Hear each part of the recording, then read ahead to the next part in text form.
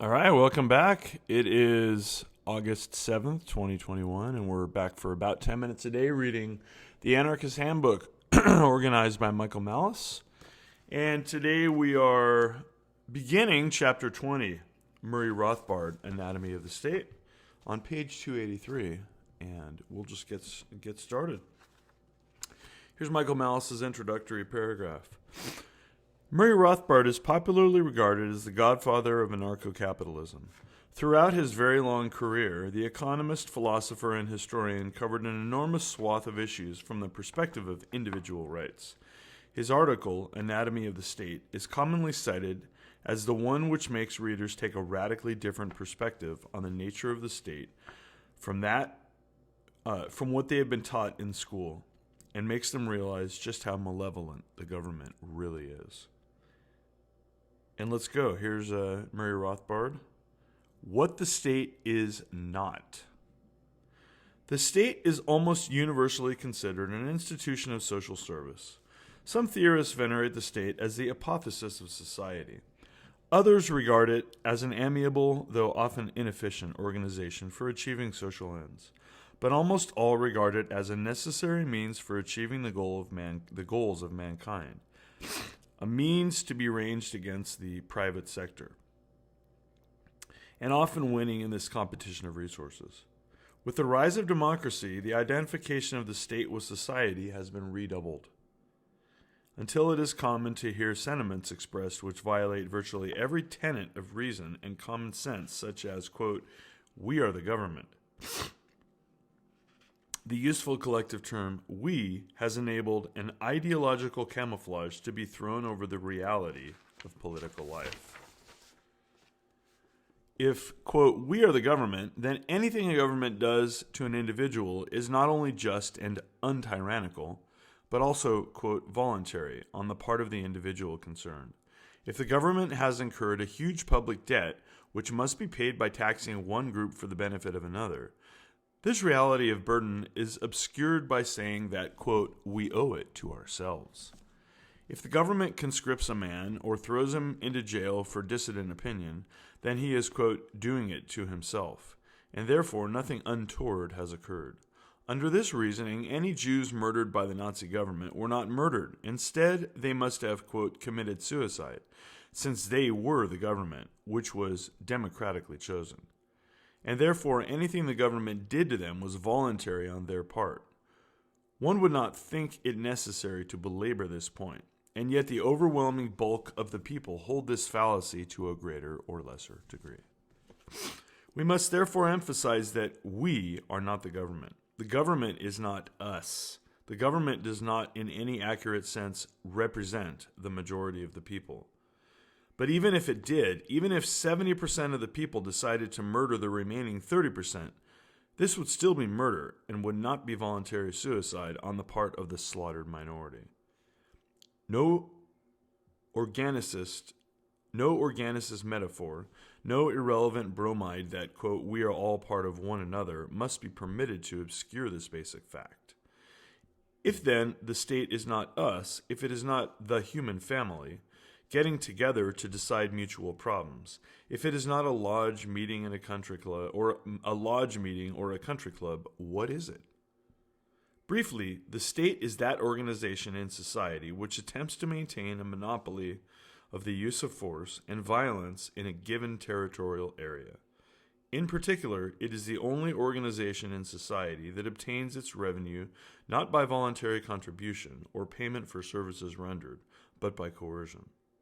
While other individuals or institutions obtain their income by production of goods and services, and by the peaceful and voluntary sale of these goods and services to others, the state obtains its revenue by the use of compulsion, that is, by the use and the threat of the jailhouse and the bayonet. Having used force and violence to obtain its revenue, the state generally goes on to regulate and dictate the other actions of its individual subjects. One would think that simple observation of all states through history and over the globe would be proof enough of this assertion. But the miasma of myth has lain so long over state activity that elaboration is necessary. Next section. What is the state? Man is born naked into the world and needing to use his mind to learn how to take the resources given him by nature and to transform them, for example, by investment in capital, into shapes and forms and places where the resources can be used for the satisfaction of his wants and the advancement of his standard of living. The only way by which man can do this is by the use of his mind and energy to transform resources, production, and to exchange these products for products created by others. Man has found that through the process of voluntary mutual exchange, the productivity and hence the living standards of all participants in exchange may increase enormously. The only natural course for man to survive and to attain wealth, therefore, is by using his mind and energy to engage in the production and exchange process. He does this first by finding natural resources, and then by transforming them, by mixing his labor with them, as Locke puts it, to make them his individual property, and then by exchanging this property for the similarly obtained property of others. The social path dictated by the requirements of man's nature, therefore, is the path of property rights, and the free market of gift or exchange. The social path dictated by the requirements of man's nature, therefore, is the path of property rights and the free market of gift or exchange of such rights. Through this path, men have learned how to avoid the jungle methods of fighting over scarce resources, so that A can only acquire them at the expense of B, and instead to multiply those resources enormously in peaceful and harmonious production and exchange. The great German sociologist Franz Oppenheimer pointed out that there are two mutually exclusive ways of acquiring wealth. One, the above way of production and exchange, he called the economic means. The other way is simpler in that it does not require productivity. It is the way of seizure of another's goods or services by the use of force and violence. This is the method of one-sided confiscation, of theft of the property of others. This is the method which Oppenheimer termed the political means to wealth. It should be clear that the peaceful use of reason and energy in production is the natural path for man, the means for his survival and prosperity on this earth. It should be equally clear that the coercive exploitative means is contrary to natural law. It is parasitic. For instead of adding to production, it subtracts from it. The political means siphons production off to a parasitic and destructive individual or group. And this siphoning not only subtracts from the number of producing, but also lowers the producer's incentive to produce beyond his own subsistence. In the long run, the robber destroys his own subsistence. In the long run, the robber destroys his own subsistence by dwindling or eliminating the source of his own supply. But not only that, even in the short run, the predator is acting contrary to his own true nature as a man. We are now in a position to answer more fully the question, what is the state? The state, again, that's capitalized here, in most of these contexts, in the words of Oppenheimer, is the, quote, organization of political means. It is the systemization of the predatory process over a given territory. For crime, at best, is sporadic and uncertain.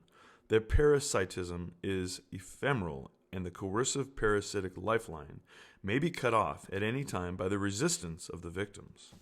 The state provides a legal, orderly, systematic channel for the predation of private property. It renders certain, secure, and relatively peaceful the lifeline of the parasitic caste in society. Since production must always precede predation, the free market is anterior to the state. The state has never been created by a social contract. It has always been born in conquest and exploitation.